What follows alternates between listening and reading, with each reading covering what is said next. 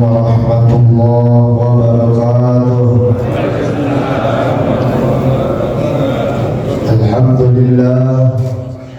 Alhamdulillahi rabbil alamin alladzi awjaba syiyam Ramadan 'alal mu'minin wassalatu wassalamu ala asyrafil anbiya'i wal mursalin sayyidina wa habibina wa maulana Muhammadin wa ala alihi wa sahbihi ajma'in, amma ba'du.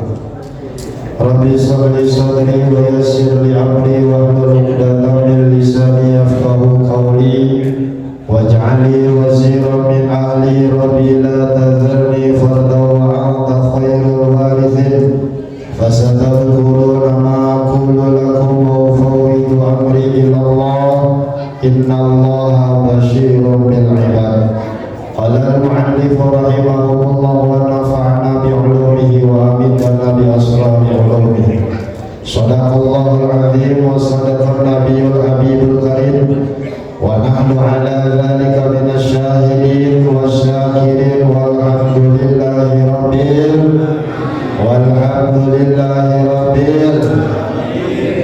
Masih semangat Pak? Kali pengen ngopi ngomong aja. Ya, alhamdulillah saya lagi di sini doang gak ada minumannya. Yang sahabat saya Pak ya. Alhamdulillah. Hadratul karam yang saya hormati, DKM Masjid apa ini? Al-Hikmah Berli beserta jajarannya, mantap fi kulli hayatihim. Mudah-mudahan Allah beri kesehatan panjang umur semuanya, amin ya rabbal. Bapak-bapak dan ibu-ibu jamaah sholat subuh yang mudah-mudahan selalu dalam lindungan Allah subhanahu wa ta'ala. Alhamdulillah, mungkin ini pertemuan yang kedua ya. Saya pernah kesini cuma lupa bulan apa dulu. Ketemu lagi, alhamdulillah bisa silaturahim dengan bapak dan ibu semua. Kita udah masuk hari keberapa puasanya? 20. Emang kalau tanggal muda lupa. Tanggal 23 ya. Ya alhamdulillah sudah masuk tanggal 23. Tetangga saya ngomong, alhamdulillah Ustaz, puasa udah masuk tanggal 23, gak berasa ya. Bentar lagi lebaran. Kata tetangga saya, kata saya gak berasa lah. Saya kagak puasa kagak berapa. Kagak berasa ya Allah puasanya. Coba kita yang puasa gak melapan nih bujain kurang air. Ya Pak ya. Iya, itu banyak banget ujiannya. Alhamdulillah kita masih diberikan nasihat, panjang umur, dan mudah-mudahan bisa berjumpa di hari Idul Fitri nanti. Amin ya rabbal alamin. Sedikit materi yang akan saya bahas pada pertemuan kita di pagi hari ini. Ya insya Allah akan saya bahas kitab Durratun Nasihin karangan daripada Syekh Utsman bin Hasan bin Ahmad Asy-Syakiri. Ada beberapa materi yang akan saya bahas mengenai keistimewaan Lailatul Qadar. Bismillahirrahmanirrahim. Wa qala ba'duhum qala Allah Ta'ala, berkata sebagian daripada ulama. Qala Allah Ta'ala, berkata berfirman Allah Subhanahu wa Ta'ala dalam hadis kursinya. Jadi firman Allah terbagi dua. Ada firman yang tertulis di dalam Al-Quran, ada juga firman yang tidak tertulis di dalam Al-Quran. Itu disebut dengan hadis kursi ya Pak ya. Jadi ada firman, ada wahyu. Firman anaknya Qatamsah, wahyu anaknya Qoma'an. Beda gambarnya. Firman juga itu ya. Nah, ucapan yang ada di sini itu hadis kursi. Ucapan Allah cuma tidak tertulis dalam Al-Quran. Apa yang Allah ucapkan? Ya Muhammadu, wahai Muhammad, rak'atani fi lailatil qadri khairul laka. 2 rakaat di malam Lailatul Qadar itu lebih baik laka bagimu walikum matika dan umatmu mindor bisayfi al-fasyahin daripada perang fisabilillah selama 1000 bulan fi zaman Bani Israel pada zaman Bani Israel. Itu kata Allah, sholatnya kita 2 rakaat di malam Lailatul Qadar. Sebenarnya malam sama Lailah sama, cuman kalau saya sebut malam Qadar kayaknya rada canggung ya, padahal malam sama Lailah sama, malam bahasa Indonesia, Lailah bahasa Arab. Jadi kalau saya gabung malam Lailatul Qadar jadi malam Qadar gitu jadinya. Cuman kalau nggak dibawa Lailahnya rada gak enak gitu ya. Jadi barang siapa yang sholat di Lailatul Qadar, nah itu gak dibawa malamnya berarti, karena sama aja ya, Lailah dengan malam sama. Siapa yang sholat 2 rakaat di Lailatul Qadar, itu pahalanya lebih bagus daripada kita perang 1000 bulan pada waktu zaman Bani Israel.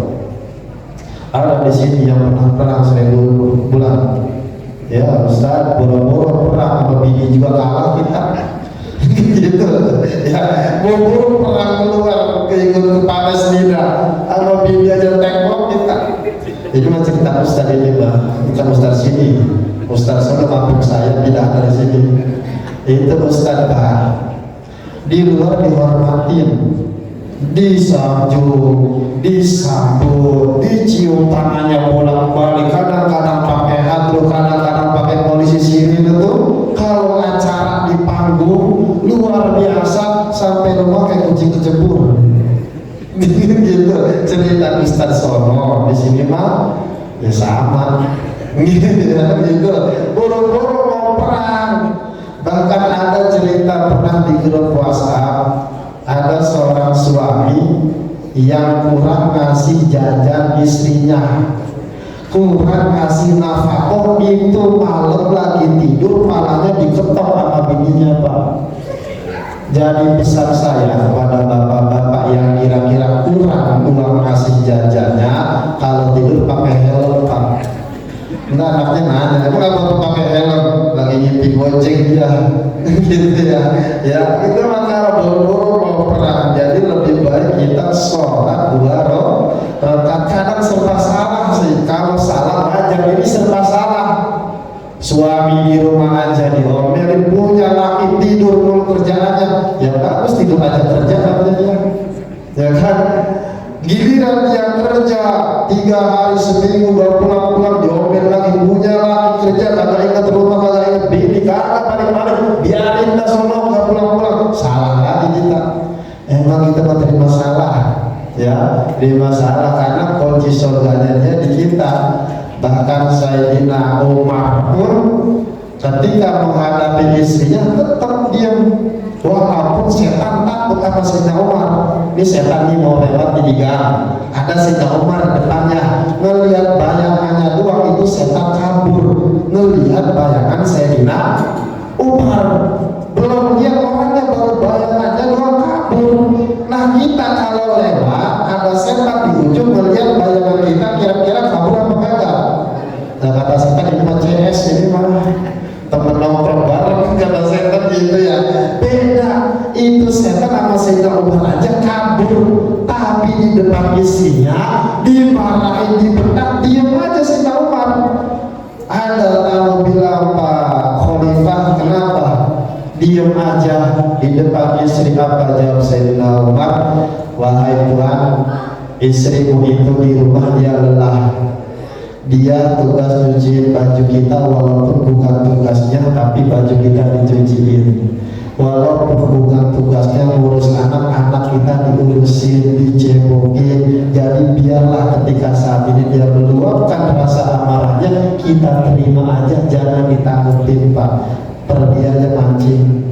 gitu ya, jangan dianggapin gitu, jadi disabarin aja. Emang udah ujiannya kayak gitu kita, ujian masuk surganya seorang istri ada di suami, dan ujian suaminya masuk surga ada di istrinya, masing-masing ada ujiannya. Ya kembali lagi ke materi, sholat kita 2 rakaat itu lebih baik daripada perang 1000 bulan. Dan kita tahu Lailatul Qadar itu ada di 10 akhir, di malam-malam ganjil 21, 23 kayak semalam, 25, 27 itu ada di malam-malam ganjil. Minimal sholat 2 rakaat, bangun malam sholat 2 rakaat atau 5 menit atau 10 menit ya terserah, yang penting minimal sholat 2 rakaat. Jangan sampai kelewatan tuh di malam-malam Lailatul Qadar. Khawatir apa? Apakah usia kita nyampe di tahun yang akan datang? Bisa jadi ini Ramadan yang terakhir, bisa jadi ini puasa kita yang terakhir. Walaupun doa kita Allahumma tawil umurana, ya Allah panjangkanlah usia kami ya Allah. Kita pengen panjang umur, cuman Allah yang menentukan kapan waktunya. Jadi gunakanlah sebaik mungkin selama kita masih ada di bulan Ramadan. Selanjutnya, wakilah sababul nuzulnya annahu lama da'a wafatun Nabi. Sebab turunnya ayat Al-Quran tentang Al-Qadar, inna anzalnahu fi lailatul qadar, itu ketika mendekati wafatnya Nabi. Sebab nuzulnya nih, sebab turunnya surat Al-Qadar pada waktu Nabi mau wafat. Wa qarraba firahu min ummatihi baka Rasulullah, dan rasanya dekat waktunya untuk berpisah dengan umat. Jadi kalau Nabi waktu meninggal udah ada perasaan, kayaknya gak lama lagi nih, kayaknya gak lama lagi tuh, ada perasaan. Begitu juga mungkin kita orang-orang yang beriman pasti ada perasaan, ya kayaknya gak lama lagi nih, kayaknya ada. Seperti itu orang-orang soleh, para ulama yang dimaksud oleh Allah daripada segala dosa, dia punya perasaan waktu akhir daripada hayatnya. Makanya rata-rata orang tersebut perasaan mendekati ajal, dia tak pernah putus wudhunya. Orang-orang soleh ketika mau meninggal, dia nggak pernah putus wudhu, dia jaga wudhunya. Biar apa? Ketika meninggal dalam keadaan wudhu, atau terus baca Al-Quran gak berhenti-berhenti, harapan dia mudah-mudahan meninggal dalam keadaan membaca Al-Quran. Begitu juga Nabi ada perasaan. Bahkan Rasulullah SAW itu Nabi nangis karena ingin berpisah dengan umatnya. Waqala, kemudian Nabi berkata, idza kharastu minad dunya faman yablughu sallallahu ala ummati. Ya Allah, ketika nanti saya meninggal dunia, maka siapa faman yablughu salam Allah, siapa yang akan menyampaikan salam-salam Allah kepada umatku? Siapa yang akan meneruskan firman-firman Allah nanti ketika sudah meninggal dunia? Siapa yang akan menjadi pembawa kabar gembira buat umat-umatku? Waqta qalbu alaihi salatu wassalam, maka gundah gelisah hati Nabi dikirim umatnya. Tuh Nabi meninggal dikirim umatnya, gak dikirim Fatimah, gak dikirim Ali, gak dikirim Aisyah, gak dikirim Hasan dan Husain, yang dipikirin umatnya. Ya Allah, gimana nasib umat saya kalau udah saya meninggal dunia? Tuh Nabi belum pernah jumpa dengan kita, tapi udah mikirin kita, Pak. Ya kan? Itu begitu cintanya Rasulullah sama kita. Makanya kata Nabi, tuba lima yaroni fa'amanna, berbahagialah bagi orang yang pernah melihat aku kemudian dia beriman sama aku. Tuba liman rohani fa'amanna, bahagialah bagi orang yang pernah berjumpa denganku, melihat aku, melihat mukjizat kata fa'amana, kemudian dia beriman. Siapa mereka? Para sahabat yang mana hidup pada zaman Nabi, berjumpa dengan Nabi, melihat mukjizatnya Nabi, melihat tanda kerasulan Nabi, maka mereka bahagia. Tuba, kata Nabi. Kemudian dilanjutkan hadisnya, summa tuba, tuba, tuba. Bahagia, bahagia, bahagia. Terhadap siapa? Liman lam yaroni fa'amanna. Terhadap orang yang belum pernah berjumpa denganku, belum pernah melihat aku, tapi dia beriman sama aku. Jadi kata Nabi, bahagia 3 kali. Tuba, tuba, tuba. Bahagia, bahagia, bahagia terhadap orang yang belum pernah melihat aku, belum pernah melihat wajahku, belum pernah melihat tanda kerasulanku, belum pernah melihat mukjizatku, tapi dia beriman sama aku. Siapa mereka? Umat akhir zaman. Kita semua yang belum pernah berjumpa dengan Nabi, belum pernah melihat kerasulan Nabi, tapi kita beriman sama Nabi. Itu bahagianya 3 kali lipat dibanding para sahabat. Kok bisa? Iya, karena kita luar biasa. Kalau orang udah melihat Nabi kemudian dia beriman, wajar. Dia melihat Nabi, melihat mukjizatnya Nabi, dia beriman, wajar. Tapi kita belum pernah melihat Nabi, belum pernah berjumpa dengan Nabi, belum pernah lihat mukjizatnya, beriman. Kata Nabi, ini umat yang luar biasa, umat yang dirindukan oleh Rasulullah. Jadi ketika Nabi mau meninggal dunia, yang dipikirin umatnya. Kita semua, bukan anak, bukan istri, bukan cucu. Beda kalau kita yang meninggal dunia. Kita kumpulin anak-anak kita, Mat, Roh, Ji, Soleh, kumpul semua di jatah yang tua, kontrakan 10 pintu. Contoh, ya kan, contoh ini mah. Yang kedua, jatahnya rukuk di pinggir jalan. Yang ketiga, jatahnya sawah di kampung aku. Dan pesan yang keempat, kata bapaknya, tolong ada rukuk yang di pinggir jalan belum tolong jangan lo jual ya. Yang gede nanya, emang apa kalau mau dijual? Punya Cina, mau digerubuk ke Cina, punya orang yang dijual gitu. Yang kita pikirin badan kita, anak dikumpulin, mantu dikumpulin, bagi-bagi jatah, itu kita. Nabi gak kayak gitu, meninggal tidak mewarisi apa-apa, hanya keimanan, hanya Al-Quran dan hadis. Makanya doa Nabi, Allahumma ahyini miskinan, ya Allah hidupkanlah aku dalam keadaan miskin. Itu doa Nabi, Pak. Hidupnya pengen hidup miskin, doa Nabi. Walaupun Nabi kaya, walaupun Nabi kaya, mana bukti kayanya?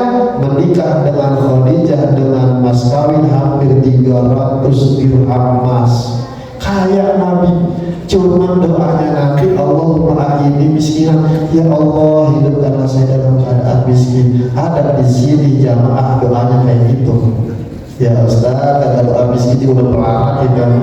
Emang udah turunan, kagak ada doa lagi, udah susah. Nabi doanya pengen miskin. Wa tawaffani miskinan, dan wafatkan aku dalam keadaan miskin. Itu doa Nabi. Meninggal dalam keadaan miskin, gak mewarisin apa-apa, gak mewarisin kontrakan, gak mewarisin tanah, gak mewarisin emas perak, enggak. Meninggal dalam keadaan miskin. Wa hasil yawmal qiyamah ma'ajuratal masakin, dan kumpulkanlah aku ya Allah nanti di hari kiamat bersama golongan orang-orang miskin. Itu doa Nabi biar bisa kumpul nanti di akhirat dengan orang-orang miskin. Jadi jangan sedih di saat kondisi kita sekarang ada di bawah rata-rata. Jangan sedih, kenapa? Karena kelak kita akan bisa bersama Nabi dalam surganya Allah. Amin ya rabbal alamin. Cuma syaratnya 2, 1 ikhlas, kedua terima. Itu kalau seandainya kita miskin tapi marah-marah mulu sama Allah, bahasanya ya Allah saya rajin sholat, saya rajin ngaji, waqiah sampai lecek saya baca, duha sampai bosen saya kerjain,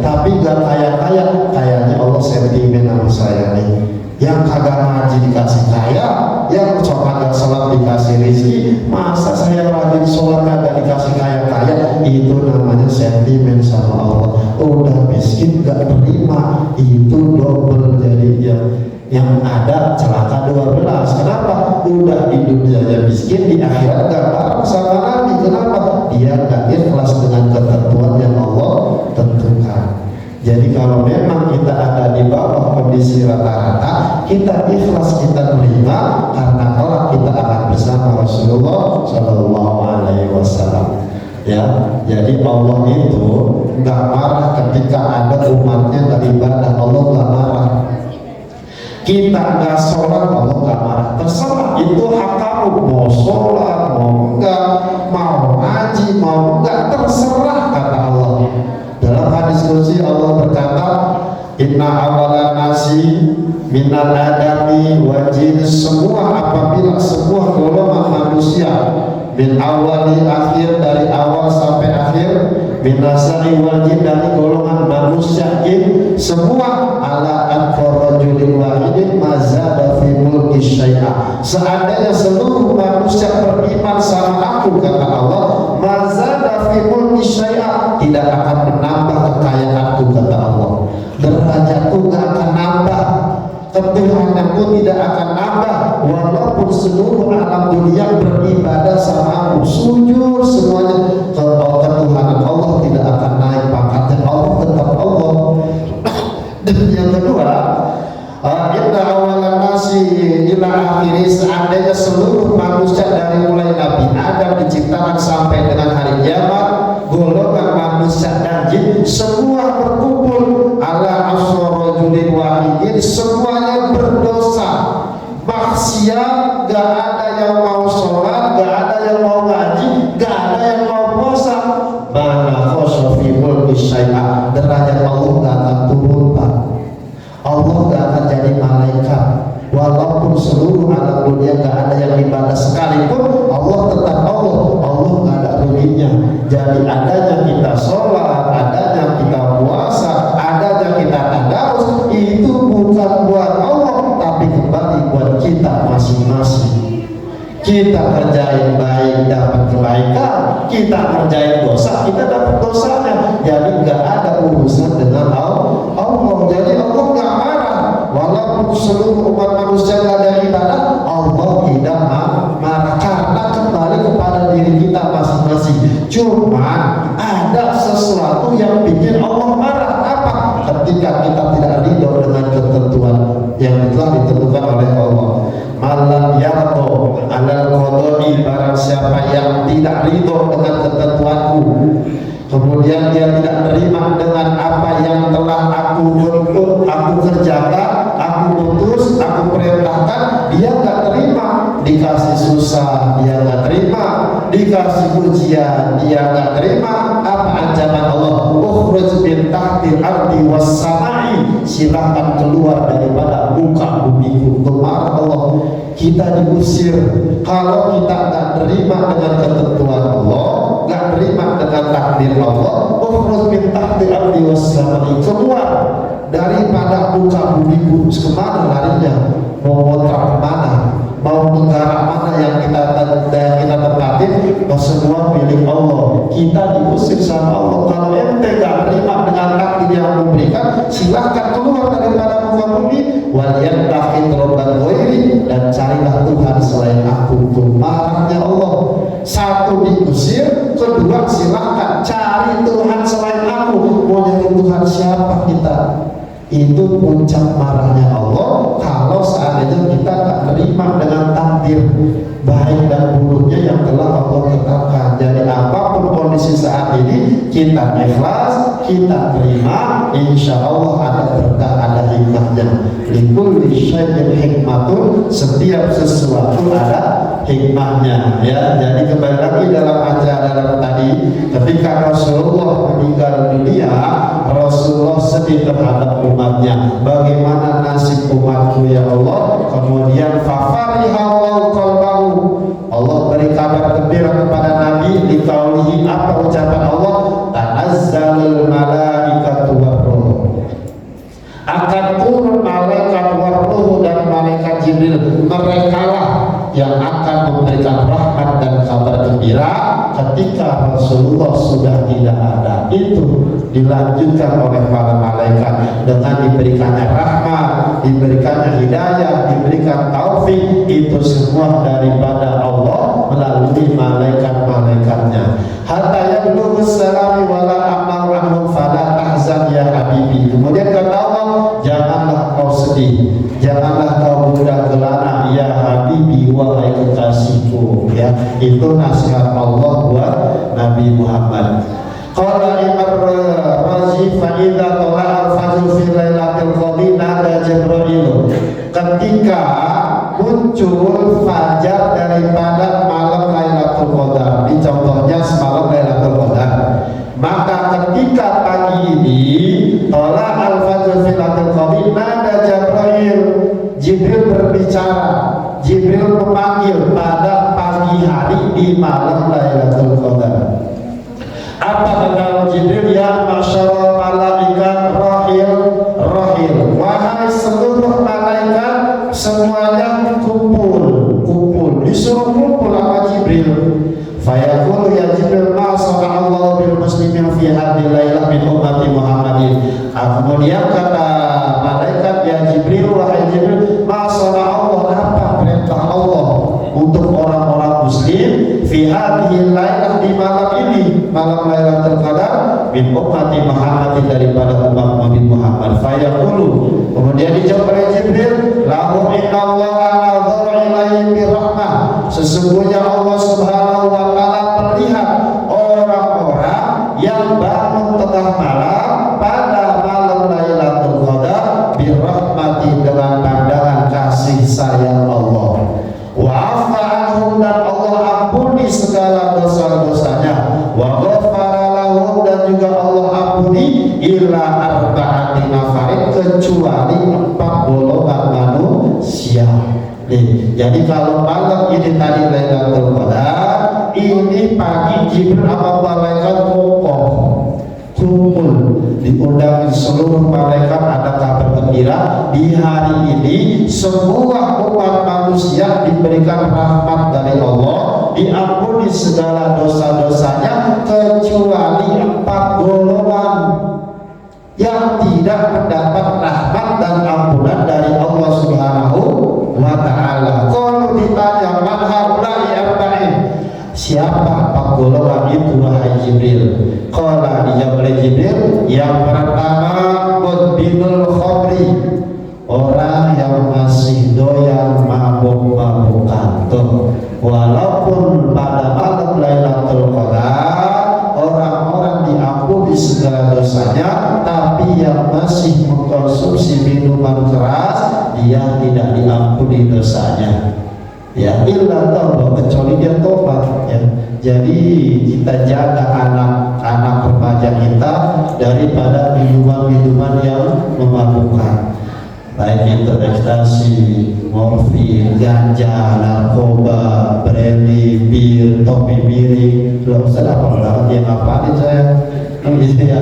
Itu jaga anak kita, jaga keturunan kita agar jauh daripada minuman keras. Sebab masih berdirinya masjid 10 tahun, 20 tahun yang akan datang, bagaimana orang tua mendidik anaknya.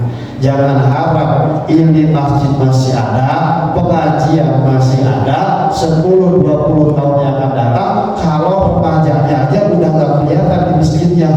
Yang ada aki-aki mulu, yang ajar aki-aki, yang koma aki-aki, yang jadi imam aki-aki, yang jadi marbot aki-aki. Lah pemudanya kemana? Ya jadi TKW kali dia. Gitu ya, kita jaga, kita rangkul remaja-remaja kita. Ya, jangan sampai yang sholat, yang ini, yang musik, aki-aki semua. Harapan kita nanti 10 tahun yang akan datang, yang duduk di tempat ini salah satu anak dari bapak ibu semua. Nanti 10 tahun yang akan datang, yang jadi khotbah di masjid ini bukan orang kampung tetangga, bukan orang lain, anak dari bapak ibu yang di sini.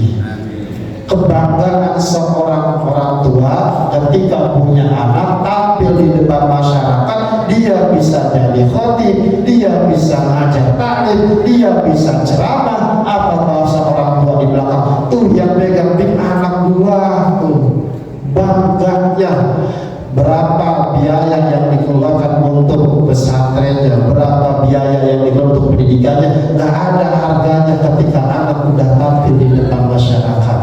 Kebanggaan kita, Pak, yang kita harapin bukan orang lain, tapi anak kita lah yang ada di depan kita sebagai kebanggaan. Kalah orang yang anaknya juara olimpiade, nggak ada apa-apanya. Anak yang juara bola, nggak ada apa-apanya. Paling bahagianya sebulan 2 bulan, beres dari itu udah biasa lagi. Tapi ketika anaknya tampil di depan masyarakat, dia bisa ajar, dia bisa jadi bila, dia bisa jadi khotbah, dia bisa ngajar taklim. Itu kebanggaan dunia akhirat buat kita.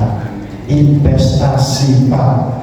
Jangan sampai kita meninggal dunia, anak gak ada yang bacain Fatihah buat kita, gak ada yang bacain hadorat buat kita.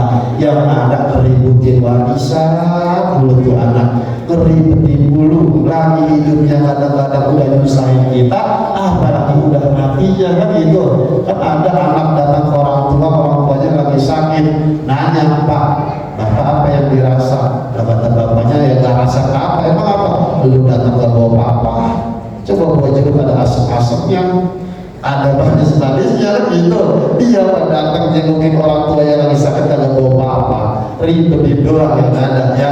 Jadi harapan kita, jaga anak-anak kita daripada minuman keras. Yang kedua, wa'akul walidain, orang yang durhaka kepada kedua orang tuanya tidak akan mendapat rahmat dan maghfirah dari Allah pada hari Lailatul Qadarnya.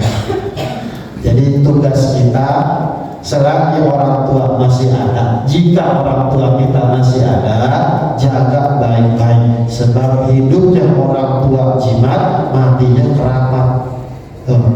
Ustaz, bagaimana orang tua sudah meninggal dunia? Doain orang tua.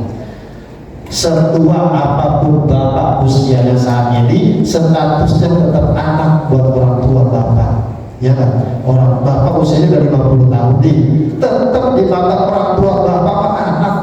Bapak masih punya orang tua walaupun sudah meninggal dunia. Maafil ada, maafil abna.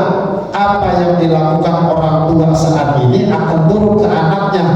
Bapak kalau anak kampret, bapak nyolong anak nyopet.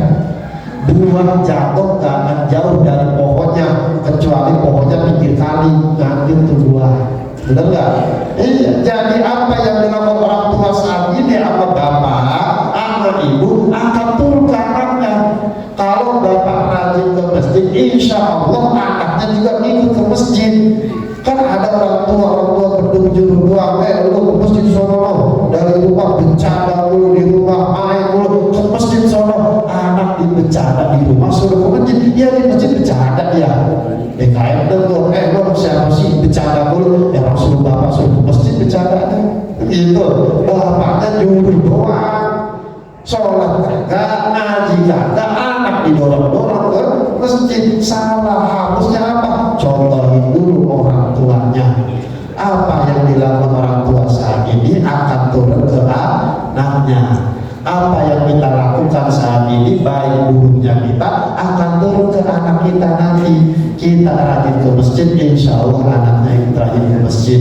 Orang tuanya rajin taklim, insya Allah anaknya juga mau diajar taklim. Begitu juga jangan harap kita meninggal dunia bakal dikirimin Yasin, Fatihah, ayat Al-Quran. Kalau kita sendiri gak pernah kirim Fatihah dan Yasin sama orang tua kita, jangan harap nanti ketika kita meninggal dunia akan dihaulin oleh anak mantu cucu kita. Kalau kita sendiri lupa kapan orang tua meninggalnya, gak pernah dihaulin, gak pernah difidiahin. Jangan harap kita orang tua kuburannya nanti bakal diziarahin oleh anak mantu cucu kita. Kalau kita sendiri lupa di mana patokan bapak emak kita, kuburannya kegusur mulu, disiarahin dia hilang puluh katanya, gak pernah ditemuin.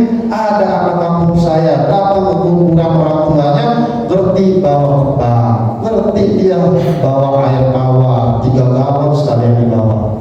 Ya siramin kuburan orang tuanya, yang orang tuanya dibawa ke depan.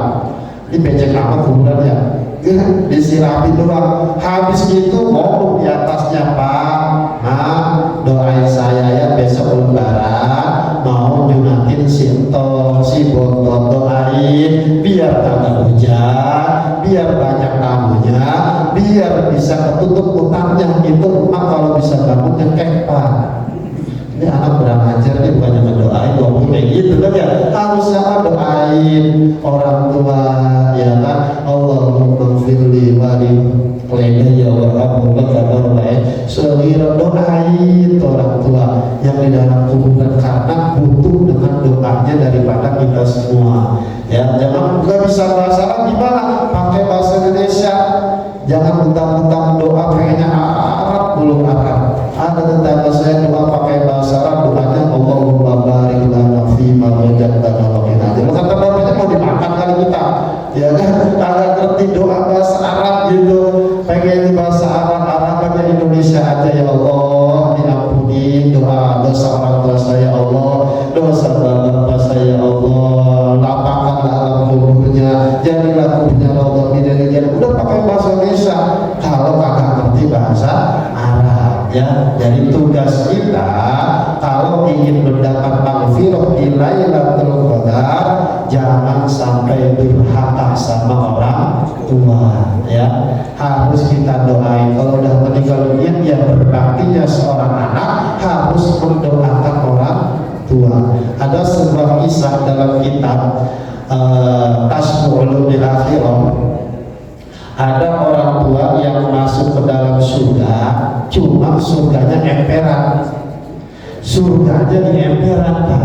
Kenapa emperan? Karena ibadahnya ala kadarnya. Sholat ya cuma sholat 5 waktu, gak ada sunnahnya. Puasa ya cuma Ramadan doang.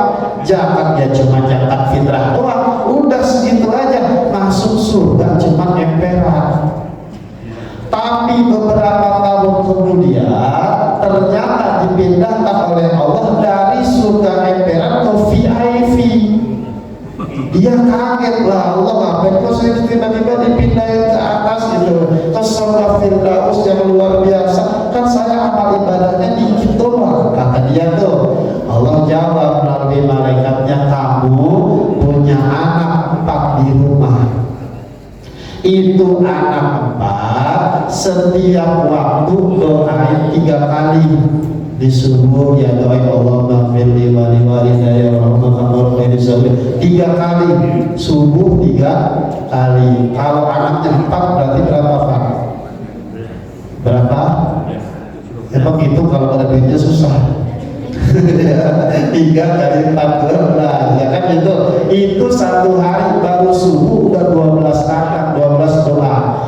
Apalagi sehari 12 dikali 5 berapa lagi tuh?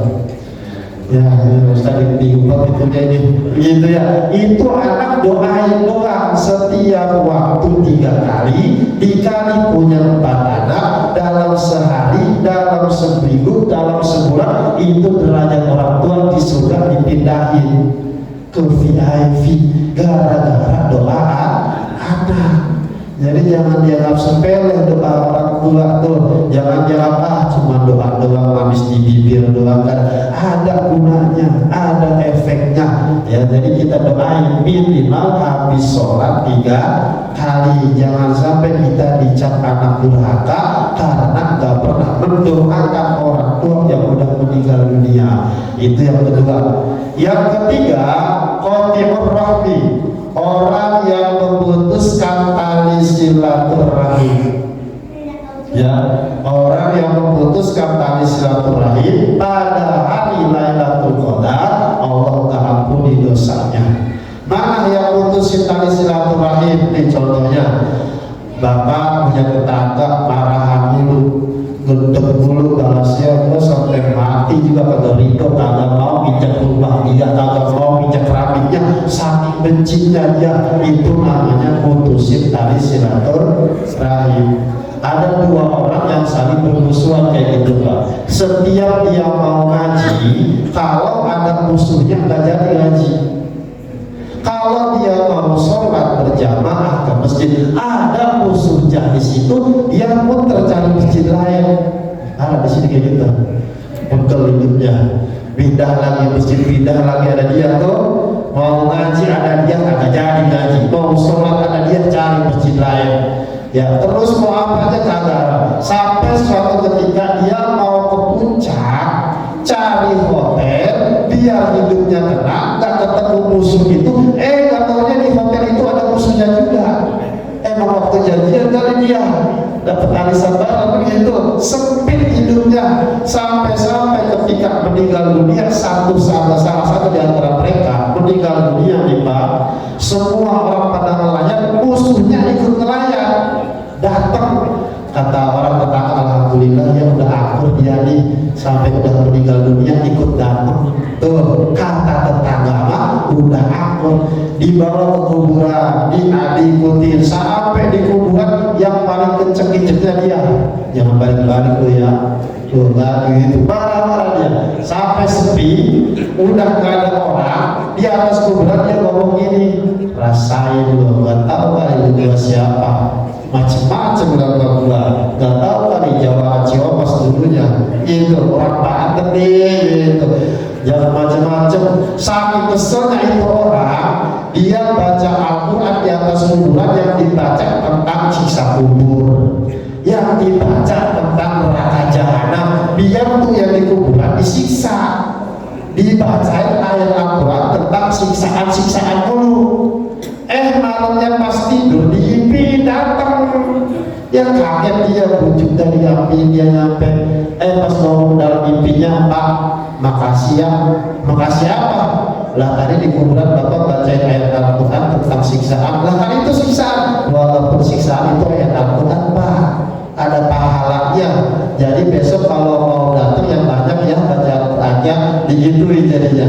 Ya kan itu namanya benci ke bawah mati. Sampai mati pun dia benci.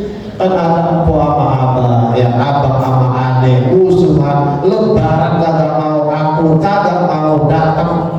Ada yang itu, sama saudara kagak mau datang pas lebarannya. Nabi memerintahkan kuliah ini wala takun udunain. Jadi kedua tangan jangan jadi kedua kuping. Kenapa? Ini dua tangan akur Pak, walaupun beda tapi akur. Tangan kanan gatel, tangan kiri yang garuk. Tangan kiri gatel, tangan kanan ya garuk. Dua-duanya gatel dan garuk-garukan. Akur nih, walaupun beda. Tangan kanan kerjanya apa? Salaman. Terus apalagi pegang duit, amplop. Tuh tangan kanan bekerja aja, bener gak? Tangan kiri cuma kebersihan doang, office boy. Tapi kata yang kanan, yang kiri lu sabar ya.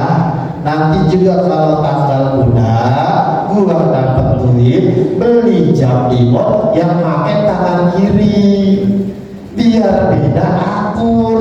Dia beli cincin yang pakai tangan kiri, akur. Biar beda tapi akur itu tangan.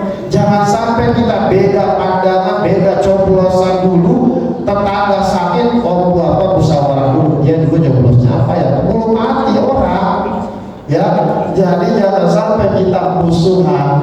Wala takun udhunain, jangan jadi kedua kuping. Kenapa? Ini kuping kanan sama kuping kiri, walaupun cuma sejengkal doang, tapi nggak pernah ketemu.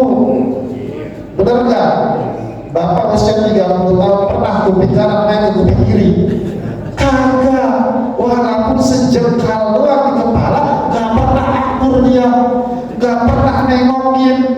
Kuping kanan gatal, kata kuping kiri lu garuk aja sendiri. Itu gak bisa dia garuk-garukan, itu gak akur. Makanya udah diperintahkan kuliah ini jadilah kedua tangan, jangan jadi kedua kuping. Biar akur hidup mah, ya biar akur sama tetangga. Lebaran kita silaturahmi, kita sampai ada orang yang benci sama kita nih, ada orang yang benci sama kita, gampang Pak. bawa ke rumahnya minyak 5 liter, beras 5 liter, sembako, sarden, cari bisa terus sama duitnya 200.000, itu gak jadi marah. Akur jadinya ya gak? Jadi jangan sampai kita musuhan ketika menghabisi waktu Lailatul Qadar ini. Ya itu saja lah, udah masuk ya.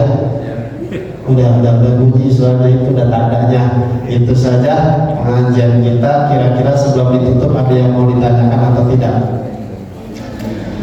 Ada? Cukup ya? Ya cukup, alhamdulillah, mudah-mudahan ada manfaatnya ya. Kurang lebihnya saya mohon maaf. Apabila ada salah-salah kata, mohon dibukakan pintu maaf yang sebesar-besarnya. Mungkin bagi saya dalam ucapan enak, tapi belum tentu yang mendengarnya. Jadi sekarang saya mohon dimaafkan apabila salah-salah kata, dan mudah-mudahan Allah beri kita panjang umur, Allah beri kita sehat walafiat, Allah terima semua ibadah puasa kita, Allah terima ibadah sholat kita, Allah terima ibadah tahajud dan i'tikaf kita, dan bisa berjumpa di hari raya Idul Fitri nanti, dan mudah-mudahan juga Allah beri kesempatan bisa berjumpa kembali di bulan suci Ramadan tahun yang akan datang. Amin ya rabbal alamin. Akhirul kalam dari saya, wabillahi taufiq wal hidayah. Usikum wa nafsi bitaqwa. Wassalamualaikum warahmatullahi wabarakatuh.